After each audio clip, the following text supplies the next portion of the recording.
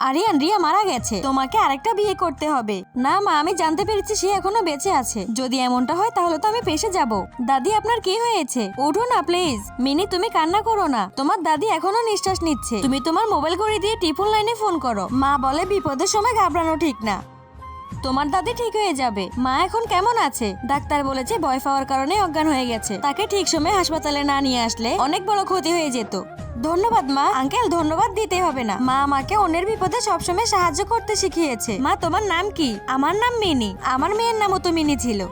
আরিয়ান, আমাদের মেয়ে হলে তার নাম রাখবো মিনি। ঠিক আছে। আমার বাচ্চার ডেলিভারির সময় হয়ে গিয়েছিল, কিন্তু আমার শাশুড়ি এটা চায় না। বাচ্চা হওয়ার সাথে সাথে তাকে মেরে ফেলবে। কি? ম্যাডাম, রিয়া যমজ ছেলে মেয়ে হয়েছে। এটা তো অনেক ভালো খবর। আমি ছেলেকে নিয়ে যাচ্ছি, আর রিয়াকে বলবে তার মেয়ে হয়েছে। বস, আপনার মায়ের জ্ঞান ফিরেছে। মা, তুমি আজকে অনেক ভালো কাজ করেছো। ওই মেয়েটারও তো মা এসেছে। আমি নিজে গিয়ে তাকে ধন্যবাদ জানিয়ে আসি। আরিয়ান কি জানতে পারবে মিনি তার আসল মেয়ে? পরবর্তী পার্ট দেখতে কমেন্ট করুন।